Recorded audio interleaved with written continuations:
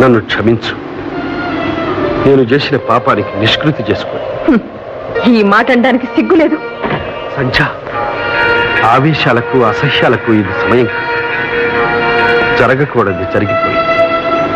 ఇది అపవిత్రంగా, అపనిందగా, అవమానంగా పరిణమించక ముందే మనం భార్యాభర్తలవుతాం. మాంగళ్య బంధంతో దీన్ని మచ్చలేని అనుబంధంగా మార్చుకున్నావు సంధ్య.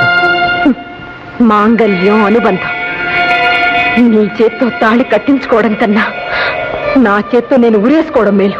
సంధ్య, అంత బాటనకు నన్ను పాపకోపంలోకి తోసి జీవితాంతం చిత్రహింస చెయ్యొద్దు. క్షణికమైన దౌర్బల్యాన్ని శాశ్వతమైన దౌర్భాగ్యంగా చెయ్యొద్దు. సంధ్య, ఇది నీ జీవితంలో మాయని మచ్చగా, నా గుండెల్లో ఆరని చిచ్చుగా ఉండిపోతుంది. నా మాట విను. నన్ను కాకపోయినా నా ఆవేదనను అర్థం చేసుకో సంధ్య.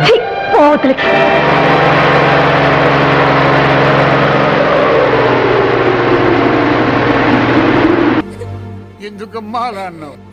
నేను అలా అనకపోతే నన్ను కాపాడడానికి వచ్చి తను ప్రమాదంలో పడేవాడు తాతయ్య.